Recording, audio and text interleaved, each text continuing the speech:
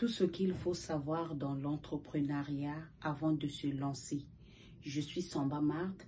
Si vous n'êtes pas encore abonné, abonnez-vous, partagez la vidéo, revenez réécouter la vidéo.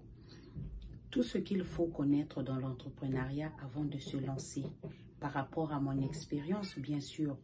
Les amis, tout d'abord, quand on se lance dans l'entrepreneuriat, c'est une ferme décision qu'on a prise.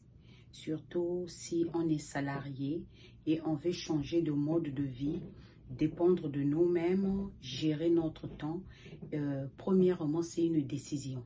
Et être entrepreneur dans son propre entreprise, c'est un jour voir son entreprise réussir, grandir. C'est déjà ce but-là.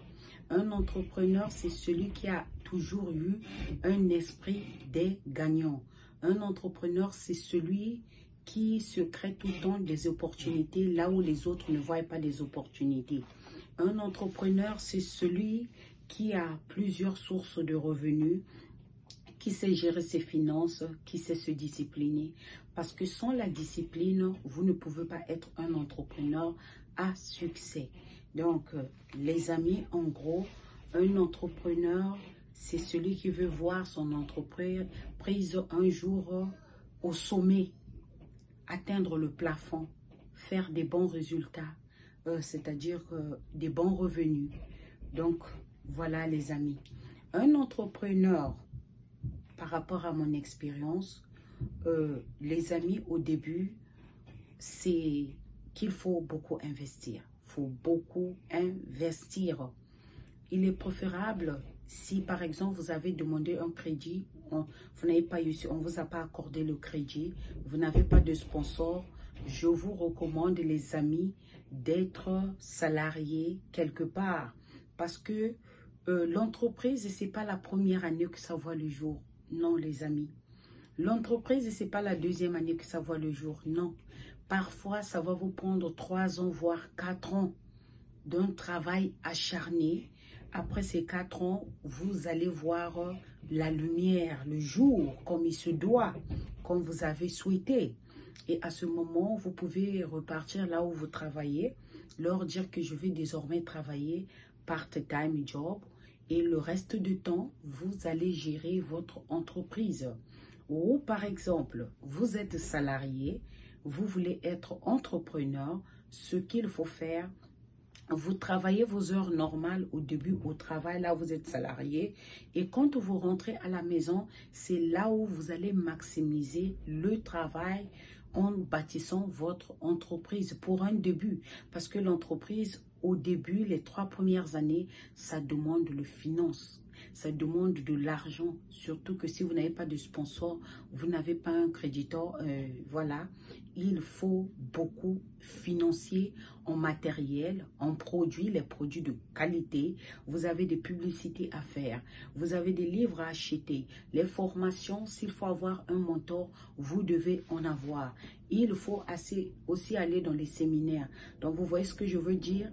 Les 2 premières années, 3 premières années dans l'entrepreneuriat, ça demande de l'argent. Ça demande aussi les sacrifices. À la place où vous avez eu peut-être se dire que je prends 30 $, je vais au restaurant. Voilà.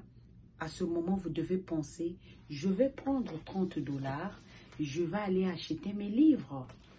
À la place où vous devez acheter le dernier cri de faune qui est là, vous allez prendre cet argent financier dans le matériel. À la place où vous devez vous acheter un Louboutin ou un sac, vous allez prendre cet argent, payer vos collaborateurs, les personnels. Parce qu'au début, il n'y a pas encore la lumière. Vous devez vous battre pour donner, c'est-à-dire la vie que vous voulez au sein de votre entreprise. Donc, ce qui fera que les finances seront là, les informations aussi seront là. Il y aura aussi toute une équipe autour de vous au début que vous allez d'abord payer avec vos propres revenus que la compagnie ne produit pas encore. Et ce qui est là, au début, il faut vraiment revoir les salaires que vous devez apporter à vos collaborateurs, à votre équipe. Parce qu'au début, voilà, vous dépendez d'abord de votre salaire.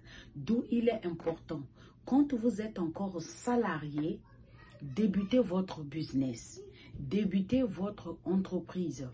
Quand vous êtes salarié, vous débutez votre entreprise, c'est tellement mieux parce que vous avez encore l'équilibre d'un côté concernant votre salaire et de l'autre côté aussi, l'entreprise, vous êtes en train de bâtir jusqu'à ce que peut-être 4 ans, 3 ans, vous avez déjà la lumière. À ce moment, vous avez survécu cette période-là avec l'argent du salaire. Et ça fait que le business va décoller. Mais si vous quittez votre endroit de salaire, le salariat, et directement vous vous lancez dans l'entrepreneuriat, c'est là où vous constatez, voilà, le business n'a pas fleuri, la personne repart encore dans le salariat. Et ce qui fait que, voilà, on n'a pas pu. 2 ans, 3 ans, le business n'est allé nulle part, on s'est éteint. Donc, du coup, les amis, au début des affaires, ça demande de l'argent. Il ne faut pas se dire que l'entrepreneuriat, c'est là où vous allez vous ramasser l'argent les 3 premières années. Non, les 3 premières années, c'est pour bâtir. Les 3 premières années, c'est pour solidifier son entreprise. Les 3 premières années, c'est pour vraiment financer votre entreprise. Et après, vous allez avoir les résultats qu'il vous faut, les amis. Donc, je vous demande aussi, il faut être patient. Il faut la patience quand vous êtes au début de l'entrepreneuriat, savoir se discipliner, dépenser en fonction des priorités.